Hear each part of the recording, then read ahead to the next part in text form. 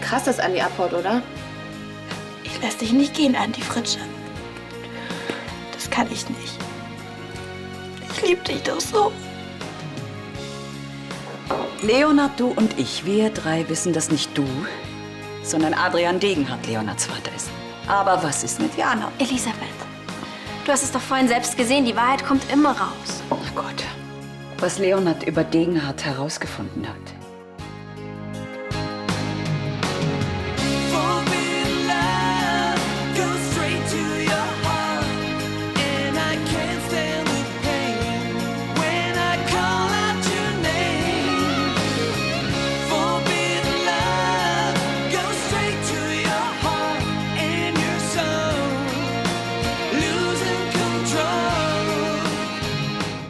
Kurz vor eurer Hochzeit, da kam Degenhardt zu Johannes mit einer Nachricht, die nicht nur ihn selbst und Johannes, sondern auch Leonhard betrifft. Ich glaube kaum, dass Jana sich für diesen geschäftlichen Kram interessiert, oder? Das sehe ich anders, Leonhard. Jana hat ein Recht darauf, es zu erfahren. Sie macht sich nämlich Sorgen um dich. Und genau das möchte ich verhindern. Es gibt keinen Grund, Jana mit der ganzen Sache zu belasten. Ich bin hier. Jana, es tut mir leid. Ich möchte dich lieber aus der Angelegenheit raushalten. Ach, damit sie es irgendwann trotzdem erfährt. Elisabeth, es reicht. Es ist meine Entscheidung, verstanden? Wie du meinst.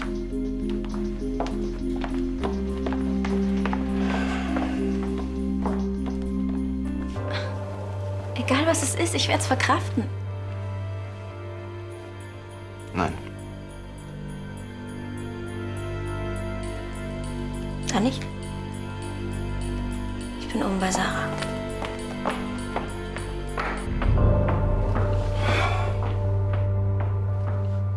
Charlie, bitte lass uns nicht so auseinandergehen. Das hast du dir selbst zuzuschreiben.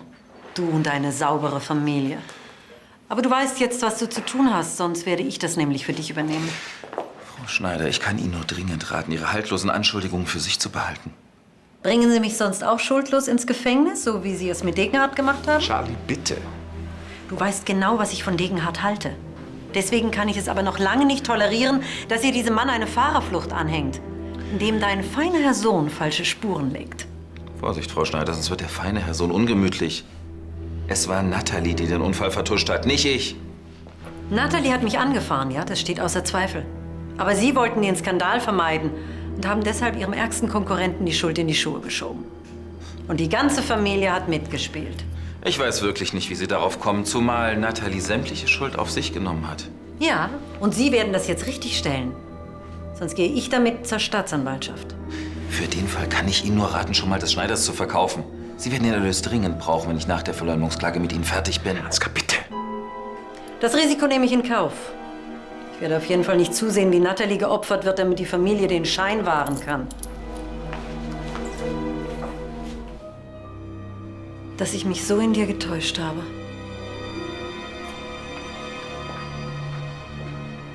Tata, schaut bitte, was ich hier hab. Ey, dein Reisepass. Wie hat denn das bitte so schnell geklappt? Hm?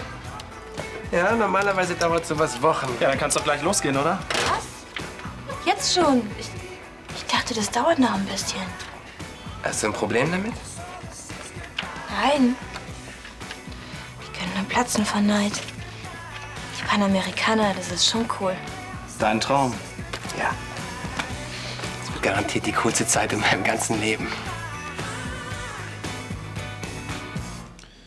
Schön, dann nehme ich doch gleich mal Kontakt mit unseren Anwälten auf. Hansen. Nein, Dr. Müller ist noch besser. Der ist knallhart. Der wird der Schneider schon zeigen, was sie davon hat, wenn sie sich mit uns anlegt. Alles, was sie von uns erwartet, ist die Wahrheit offenzulegen. Warte, jetzt sag mir nicht, dass sie dich weichgeklopft hat. Jetzt lass dich doch von dieser hysterischen Ziege nicht unterkriegen. Die Frau hat keinerlei Beweise. Und Natalie hat offensichtlich nicht mal vor, gegen mich auszusagen. Und du meinst, das macht es besser? Was soll ich denn deiner Meinung nach tun? Soll ich zur Polizei gehen und sagen, ich habe Degenhardts Wagen manipuliert und den Verdacht auf ihn gelenkt? Unter normalen Umständen würde ich das von dir erwarten, ja. Ja, natürlich. Wie immer ist alles meine Schuld. Dass Natalie die Schneider völlig besoffen über den Haufen gefahren hat, das ist schon vergessen, ja? Nein, natürlich nicht. Aber indem wir Natalie gedeckt haben, haben wir uns mitschuldig gemacht. Sie bloß gleich in den Knast gehen lassen. Mir kann sie da verrotten. Sie ist immer noch deine Frau. Ja, und das war der größte Fehler meines Lebens. Dein größter Fehler wäre es, Charlie Schneider nicht ernst zu nehmen. Also lass dir gefälligst etwas einfallen, wie du Natalie helfen kannst. Hast du mich verstanden?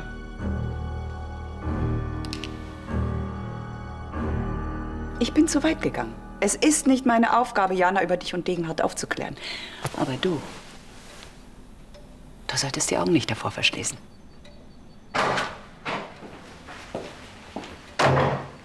Lasst euch nicht stören. Das Thema habe ich nun wirklich schon lang und breit mit Vater durchgekaut. Und wahrscheinlich sieht er es genauso wie ich. Was willst du damit sagen? Leonhard. Du liebst doch Sarah noch. Ich habe das vorhin an deinem Blick gesehen. Ach komm, hör auf! Ihr könntet Mann. zusammen sein, jetzt wo sich herausgestellt hat, dass Degenhardt dein Vater ist. Ihr seid keine Geschwister. Also gut. Dann eben ein allerletztes Mal. Sarah ist mit Gregor verheiratet und ich mit Jana. Und wir werden sehr, sehr glücklich werden, klar? Du weißt, wie viel mir Jana bedeutet. Und ich finde, sie hat jemanden verdient, der sie wirklich liebt. Ich liebe Jana. Aber du verheimlichst ihr etwas und das spürt sie. Trotzdem ist es besser, wenn sie nicht weiß, dass ich Adrians Sohn bin. Das würde alles nur noch viel komplizierter machen, auch mein Verhältnis zu Vater. Oder willst du das etwa? Nein, natürlich nicht. Gut. Dann halte ich endlich raus. Schau mal, wie schön du hier aussiehst. Und der Brautvater. Dein Onkel war so gerührt, dass er dich an Leonhard übergeben hat. Alles klar bei dir? Ja, ist alles super. Immer noch wegen der Hochzeitsreise. Ach, darum geht's gar nicht. So eine Hochzeitsreise kann man ja nachholen. Was denn noch? Ich weiß auch nicht. Ich dachte immer, wenn Leonhard und ich verheiratet sind, dann wären wir irgendwie noch vertrauter miteinander. Ihr beide seid euch doch so nah. Ich weiß überhaupt nicht, was du willst. Er hat Geheimnisse vor mir. Irgendwas Geschäftliches. Ach so, du meinst wegen Degenhardt. Das war so seltsam vorhin. Ich habe mit Elisabeth gesprochen und wollte wissen, was es mit diesem Degenhardt auf sich hat. Ja, und? Ich weiß auch nicht. Sie wollte es mir gerade sagen. Und da ist Leonhard einfach dazwischen gegangen. Er hat ihr quasi verboten, mich einzuweihen. Ach komm. Doch, du hättest ihn mal sehen sollen. Er war total sauer. Vielleicht will er dich einfach nicht damit belasten. Belasten. Ich bin seine Frau. Da redet man doch eigentlich über alles, oder nicht? Ich glaube ehrlich gesagt, das tut er nur, weil er Rücksicht auf dich nehmen will. Das sollte er aber nicht. So gibt er mir nämlich das Gefühl, dass er mir nicht vertraut. Mann, Coco, jetzt stell dich doch nicht so an. Wir machen nur eine kleine Runde. Was weiß ich denn? 10 Kilometer. 10 Kilometer? Da kannst du mich nach 200 Metern vom Boden kratzen. Dann machen wir halt noch eine kleinere Runde. Los, komm. Wenn ihr dann endlich soweit seid, viel Spaß. Danke. Und wenn ich auf halber Strecke zusammenbreche, dann kümmere dich um Pepper und sag meinen ganzen Freunden, dass ich sie liebe.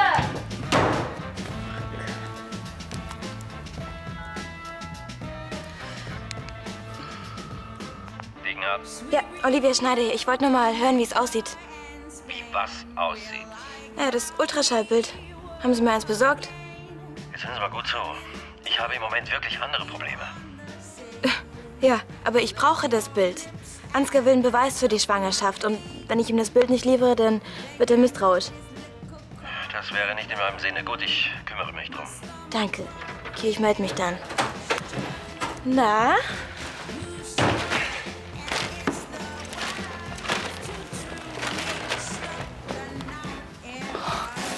Wow, die sind ja super schön. Weißt du eigentlich schon, wann es losgeht mit deiner Tour? Irgendwann nächste Woche. Wenn du noch ein billiges Ticket brauchst, dann könnte ich vielleicht einen Freund von mir fragen. Der arbeitet in der Reiseagentur und naja, der wäre allerdings noch einen Monat im Urlaub. Ein Flug mit dem Motorrad? Nee, das ist zu teuer. Ich kenne da so eine Reederei in Rotterdam. Ich rufe die heute an und Echt? dann geht's ab aufs Containerschiff. Ja. Wow, wie genial ist das denn? Es dauert zwar ein paar Wochen, aber es ist eine saukoole Sache. Ja, das kann man wohl sagen. Ich würde das auch so gern mal machen. Stell dir mal vor, du und ich auf so einem Schiff und dann, wenn wir dann drüben angekommen sind, dann steigen wir auf Warte unsere mal Reifen. eben, habe ich dich gerade richtig verstanden? Du willst mitfahren? Ich kann dir gar nicht sagen, wie gern. Ah, vergiss das mal schnell. Auf meine Reise kommt nur ein Baby mit. Und das steht unten vor der Tür und hat 2 Räder.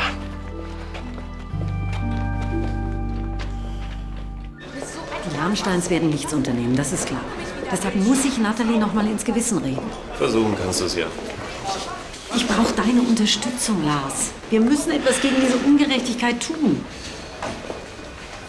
Diese Selbstlosigkeit, alle Schuld auf sich zu nehmen. Was hat Natalie davon? Das kann ich dir auch nicht sagen, Charlie. Vielleicht will sie so etwas wie Buße tun, weil sie dich angefahren hat. Ach, was Buße tun? Ich bin doch schon längst verziehen.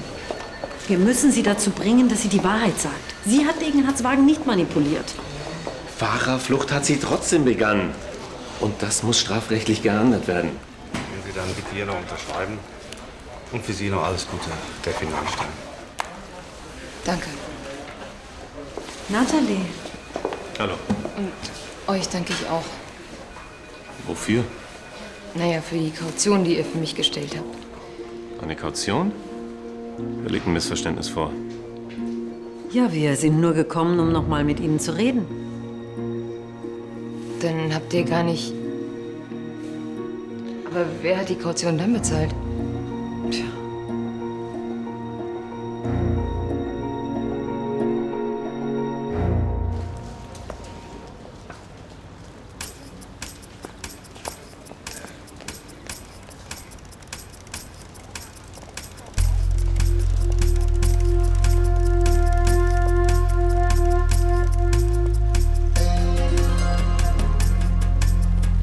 Mir nirgendwo hin.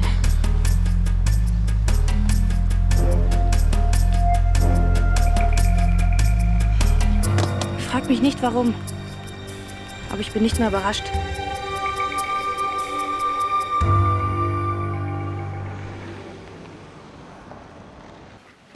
Hallo. Ich wollte gerade gehen. Ist Jana noch oben? Ja, die Bilder sind ganz toll geworden.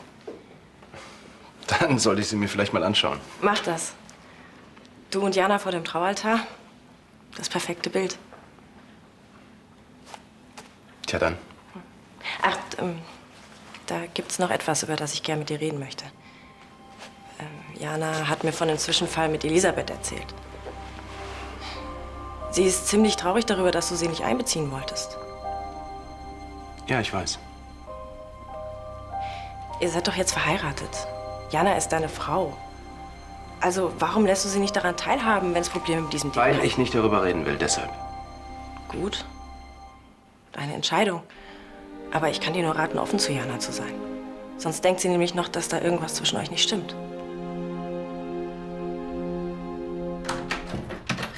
Du kannst froh sein, dass ich wirklich nur 200 Meter weit gekommen bin.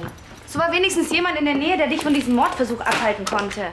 So ein Quatsch. Andi hätte gar keinen Unfall mit dem Motorrad bauen können. Ach nein? Nein. Wäre nicht mal so weit gekommen. Nicht mal 2 Meter. Was hätte ich denn machen sollen? Wenn Andi wirklich abreißt, dann sehe ich ihn nie wieder. Ich musste was tun. Ja, und was soll dir das bringen? Du hast auch selbst gesagt, dass Andi auf Ansgar eifersüchtig ist. Na, dachte ich zumindest. Naja, deswegen wird ihm ja wohl was an mir liegen. Ja, aber wieso will er denn weg? Keine Ahnung. Vielleicht, weil er nicht damit klarkommt, dass er auf mich steht. Wenn ich ihn dazu bringen könnte, nur ein bisschen länger hier in Düsseldorf zu bleiben, dann würde ich ihn bestimmt rumkriegen. Wie willst du das machen? Das weiß ich noch nicht so richtig. Ist vielleicht auch besser so. Bevor du ihm wieder mit irgendwelchen miesen Tricks kommst. Warum versuchst du es nicht einfach mit der Wahrheit? Naja, sag Andi, dass du immer noch in ihn verliebt bist. Wer weiß. Sag mal, hast du einen Schuss? Wenn Andi mir dann eine Abfuhr erteilt, was dann? Dann stehe ich da wie ein Volltrottel. Nein, danke. Verzichte ich lieber ganz. Kann ich dir auch nicht weiterhelfen. Ich gehe duschen.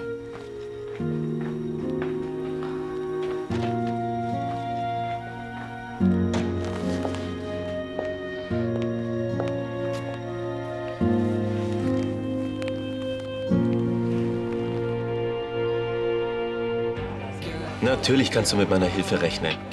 Ich habe deine Schwester volltrunken angefahren und sie schwer verletzt liegen lassen. Natalie. Nein, Charlie, was ich Ihnen angetan habe, das ist so schlimm. Ich würde verstehen, wenn ihr beide nichts mehr mit mir zu tun haben wollt. Es ist mir nicht leicht gefallen, aber ich habe Ihnen verziehen. Können wir es jetzt endlich dabei belassen, ja? Wir sind immer für Sie da, Natalie. Auch wenn es darum geht, einige Einzelheiten über den Unfall richtig zu stellen. Wenn Sie verstehen, was ich meine.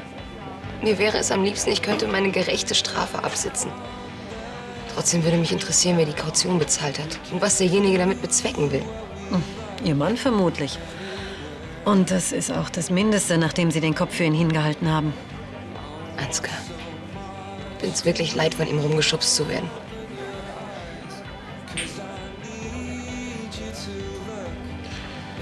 Das würde dir jetzt auch nicht weiterhelfen. Ja, ich weiß. Das war der einzige Vorteil im Gefängnis.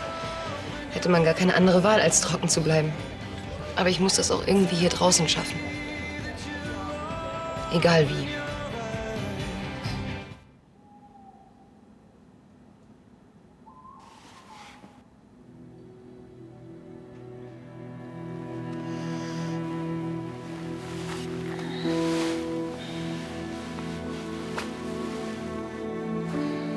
Hey, du bist ja noch wach.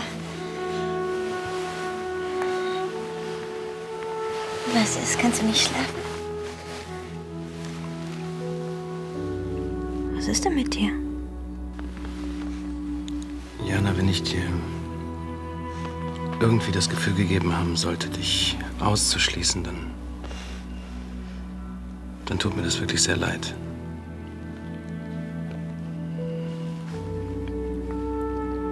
Es ist nicht so, dass ich dir nicht vertraue. Ganz im Gegenteil sogar. Aber es gibt ein paar Dinge, die würde ich einfach lieber für mich behalten. Glaub mir, es ist besser so. Okay.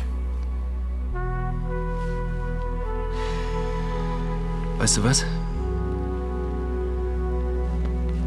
Ich würde gern mit dir wegfahren. Nur wir zwei. Und auch nur für ein paar Tage. Ich weiß, es ist kein Ersatz für die Hochzeit. Das wäre wunderbar. Vielen Dank, Leonard.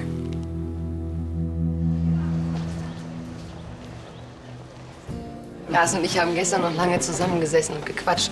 Als ich ins Bett gegangen bin, wurde es fast schon hell. Dann war Ihre erste Nacht wieder in der Freiheit wohl ziemlich kurz.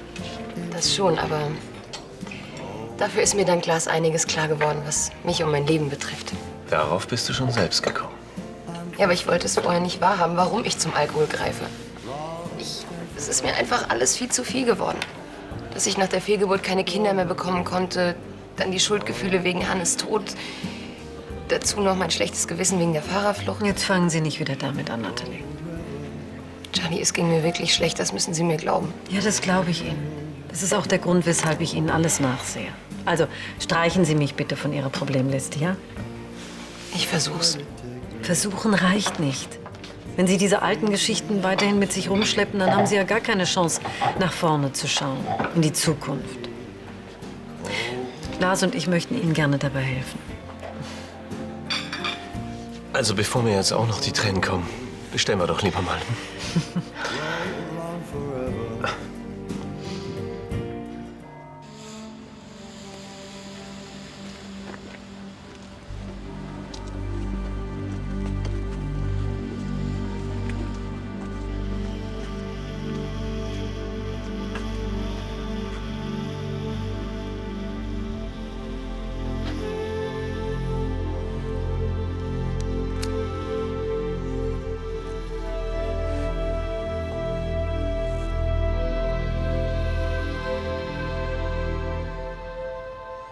Ich verstehe einfach nicht, wie du das tun konntest. Warum hast du dich auf so ein mieses Schwein eingelassen? Ich meine, du hattest doch einen Mann. Und er hat dich geliebt. Warum ausgerechnet dieser Adrian Degenhardt? Wie kann so jemand überhaupt mein Vater sein?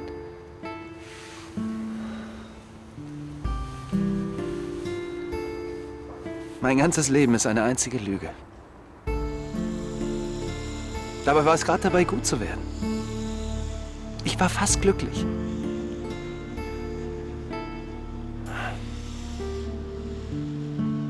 Warum hast du dein verdammtes Geheimnis nicht einfach für dich behalten? Schlüssel, Handy. Wo habe ich jetzt mein Portemonnaie? Ich bin schneller. Nimmst du das Leergut mit? Hey!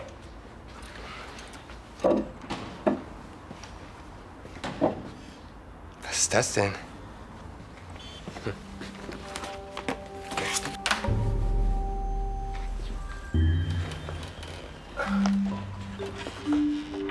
Das gibt's ja gar nicht. Morgen. Guten Morgen, ihr beiden.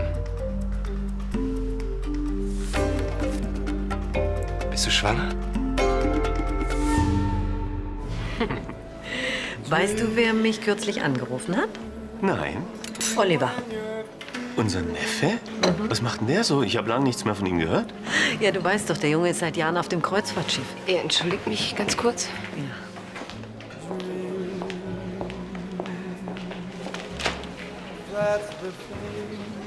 Hallo, Ansgar. Hallo, Nathalie.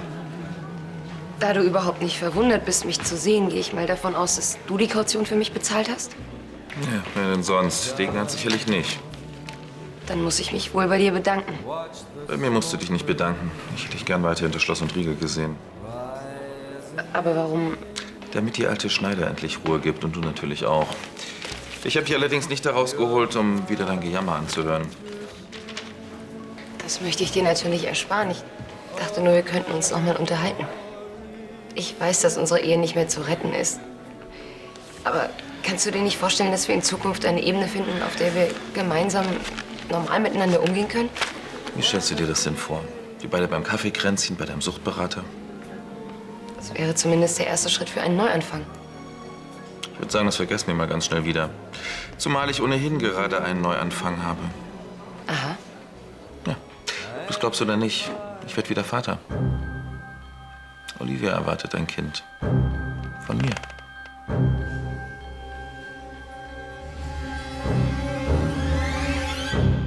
Und du willst das Kind wirklich haben? Was hast du denn gedacht? Naja, also, für so solide habe ich dich eben nicht eingeschätzt. Als Alleinerziehende ist es aber ziemlich heftig. Das weiß ich zufällig von einer Bekannten. Traust du es mir nicht zu, oder was? Dir traue ich alles zu. Ich will halt nur nicht, dass ein Kind ohne seinen Vater groß wird. Woher willst du denn wissen, dass ich alleine bin? Naja, ich gehe mal davon aus, dass Ansgar der Vater ist. Jetzt kapiere ich auch, warum er dir das Haus überschrieben hat. Na klar. Ja, da brauchst du dir keine Sorgen mehr um deine Miete zu machen. Damit hast du nämlich ausgesorgt. Gott, wenn ich mir vorstelle, ich wäre der Vater gewesen. Meine Güte. Da hätte ich mir die Panamerikaner aber echt in die Haare schmieren können. Tja, puh. Noch mal Schwein gehabt. Andi, ich muss dir was sagen. Vergiss es, Olivia. Ich werde ganz bestimmt auch nicht den Babysitter spielen. Ich werde nämlich auf meinem Motorrad durch die Anden brettern. Andi, Was? nicht Ansgar ist der Vater. Der Vater bist du.